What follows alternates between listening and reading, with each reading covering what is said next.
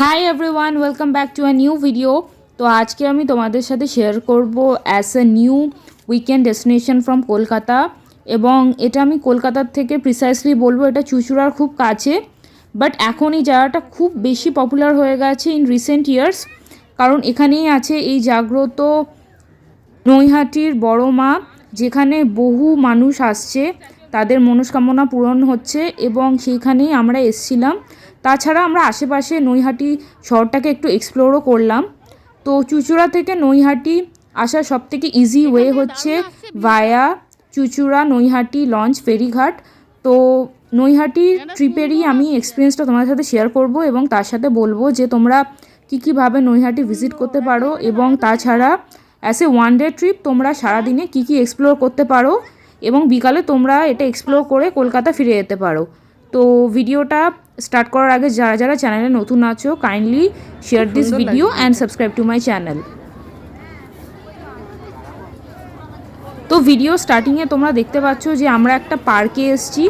তো এই পার্কটার নাম হলো নৈহাটি স্বপ্নবিথি পার্ক, এবং এটা হলো নৈহাটি বড় মা মন্দিরের খুবই কাছে। এবং চুঁচুড়া থেকে নৈহাটি যদি তোমরা ফেরি ঘাটের ভায়া আসো, লঞ্চ ঘাটের ভায়া, তো লঞ্চ ঘাটের একদম পাশেই হচ্ছে এই নৈহাটি স্বপ্নবিথি পার্ক। এবং এখানে কিছু এন্ট্রি ফিস লাগে, সেটা খুবই মিনিমাম 20 টাকা 25 টাকা। সো ওই টিকিট কেটেই তোমরা এই পার্কটাকে ভালো করে এক্সপ্লোর করতে পারো এবং ঘুরেও দেখতে পারো। তো রিসেন্টলি আমি যেটা অবজার্ভ করলাম যে এখানে বহু মানুষ পিকনিক করতে আসে, তো সেই কারণে পার্কটা একটু আনক্লিন ছিল। বাট তাছাড়া পার্কের ওভারঅল অ্যাম্বিয়েন্সটা খুবই ভালো ছিল, এবং নৈহাটি শহরটাতে আসলে তোমরা অবশ্যই এটা ভিজিট করবে। তাছাড়া আমি পার্কের পুরো ডিটেলসটা ভিডিওটা শেষে বলছি। সো এখানে তোমরা দেখতেই পাচ্ছ যে আমরা অলরেডি চলে এসেছি, এবং এই জায়গাটাই হলো নৈহাটি বড় মার মন্দিরে ঢোকার আগে আমরা কিছু ঠাকুরের ডালি এবং মিষ্টি নিচ্ছিলাম। সো এখানে তোমরা দেখতেই পাচ্ছ যেদিন আমরা গেছিলাম সেদিন ছিল রবিবার, এবং তার জন্য ব্যাপক ভিড় ছিল। ছুটির দিনে বেশি ভিড় হয় প্রিসাইসলি মঙ্গলবার এবং শনিবারে। তো এটা হলো নৈহাটি বড় মায়ের মন্দিরের বাইরের অ্যাম্বিয়েন্সটা, তোমরা দেখতেই পাচ্ছ প্রচুর এখানে দোকানপাট আছে। তো যেটা আমি অবজার্ভ করলাম যে এখানে ভিড় খুব বেশি ছিল। তো বেশ কিছুক্ষণ লাইন দেওয়ার পরে আমরা ফাইনালি ঢুকলাম মন্দিরের ভিতরে, এবং তোমরা দেখতেই পাচ্ছ ঠাকুরের এক ঝলক দেখার জন্য কত মানুষ এখানে পুজো দেওয়ার জন্য মানে পুরো প্রিপেয়ার্ড হয়েছিল। এবং এখানে ভিডিওগ্রাফি করাও অ্যালাউড ছিল না। তো বহু কষ্টে আমি কিছুটা গ্লিমস তোমাদের সাথে শেয়ার করলাম। তোমরা এটা দেখতেই পাচ্ছ যে কত ভিড় ছিল সেই দিন। তো এটা হলো নৈহাটি বড় মা, যার জন্য আমরা গেছিলাম নৈহাটি স্পেসিফিক্যালি। এটা হলো বাইরে ভিড়ের অ্যাম্বিয়েন্সটা তোমরা দেখতেই পাচ্ছ।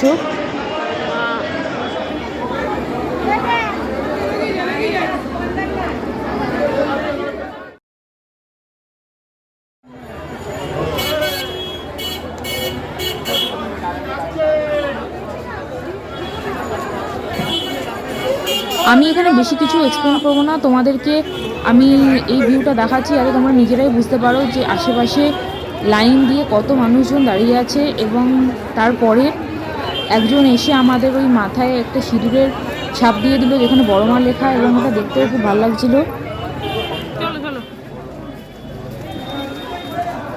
নৈহাটির বড় কালী টেম্পল, এটা হলো খুবই নৈহাটি বড় মার পাশেই এই টেম্পলটা অবস্থিত, এবং এটাই হলো সেই পুরনো দিনের নৈহাটি বড় মার মন্দিরটা হওয়ার আগে এই মন্দিরটা ছিল, এবং এখানেই বেশি পুজোটা হয়।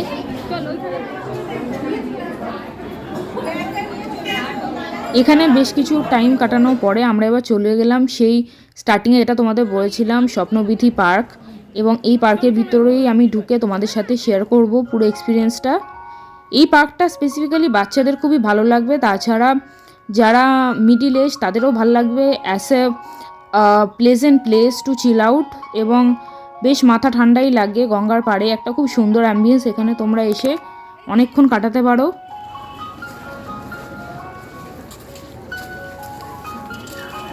এই দিকটা চলো। হ্যাঁ,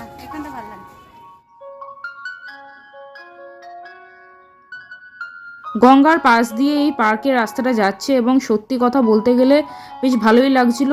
কিন্তু আশেপাশে আমি যেটা দেখলাম যে অনেকেই পিকনিক করেছিল, শীতকাল আসছে বলে এখন আরও বেশি পিকনিক হবে, তো যার ফলে একটু আশেপাশে জায়গাটা আনক্লিন ছিল, তো সেটা যদি পরিষ্কার করা হয় এবং ভালো মেনটেন করা হয়, তো আমার সেই রেটে পার্কটা বেশ ভালো লেগেছে।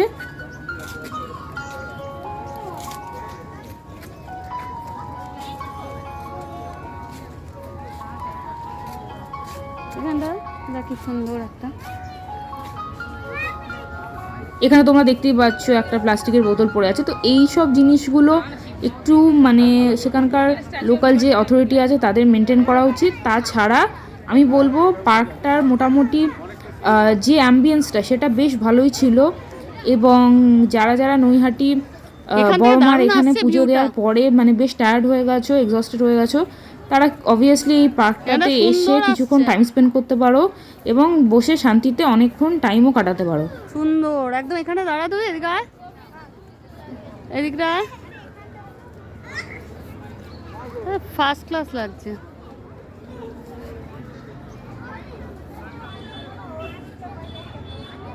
খুব সুন্দর লাগছে ভিউটা।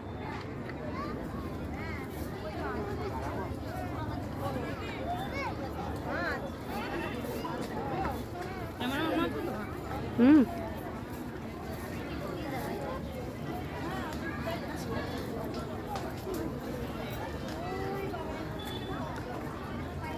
ওই যে ওইটার মধ্যে চ। সো এখানে তোমরা দেখতেই পাচ্ছ যে পার্কের মধ্যে নানা রকম থিমের স্ট্যাচু ছিল। তো এই ছিল হারকিউলিসের একটা স্ট্যাচু, যেটা মানে বোঝাচ্ছে যে পৃথিবীতে কিছু কিছু মানুষ বহু ওয়ার্কলোড নেয় বা জীবনে চাপ নেয়, তো সেই চাপটাকে অতিক্রম করেই জীবনে এগিয়ে যাওয়া উচিত। তো তাছাড়া ছিল ছোট বাচ্চাদের খেলার জন্য ছোট ছোট স্লিপ এবং অ্যানিম্যালের কিছু স্ট্রাকচার করা ছিল, যেগুলো ছোট বাচ্চাদের খুবই ভালো লাগবে। সো এবার তোমরা দেখতেই পাচ্ছ যে পার্কে আশেপাশে একটা খুব সুন্দর সানসেটের ভিউ ছিল। তো সেদিন ওয়েদারটা ছিল অ্যাভারেজ, মানে না খুব ক্লাউডি ছিল না সানি ছিল। তো সেই রেসপেক্টে তোমাদের সাথে আমি শেয়ার করছি যে এই পার্কের ভিউটা ঠিক কেমন লাগে, এবং যতটা পেরেছি আমি তোমাদের সাথে শেয়ার করেছি। ওখানে দেখতেই পাচ্ছ যে পার্কের আশেপাশে বেশ কিছু ওয়েস্ট ফেলা ছিল, সো ওই জিনিসটাকে আমার ভালো লাগেনি। তাছাড়া এমনি ছোটো বাচ্চাদের জন্য এখানে তোমরা দেখতেই পাচ্ছ যে পান্ডা স্ট্রাকচার করা আছে, এগুলো বাচ্চাদের বেশ ভালো লাগবে এবং বাচ্চারা বেশ এনজয় করবে। তাছাড়া এখানে বয়স্ক প্রচুর মানুষ বসে আছে তোমরা দেখতেই পাচ্ছ, এবং এই পার্কটাকে ঘুরে দেখতে মোটামুটি তোমাদের 1 ঘন্টা মতো লাগতে পারে। এবার এই হলো ফেরি লঞ্চ ঘাটের থ্রুতে এবার আমরা ফিরবো চুচুড়া। সো এই ব্লগটা যদি তোমাদের ভালো লেগে থাকে, kindly follow me on Instagram, link বায়োতে দেওয়া আছে, and share this video with your friends and family. যারা যারা চ্যানেলে নতুন আছো তারা বাকি ভিডিওগুলো দেখার জন্য আমার চ্যানেলটাকে সাবস্ক্রাইব করো, এবং অবভিয়াসলি আমাকে কমেন্টে জানিও তোমাদের ভালো লেগেছে কিনা।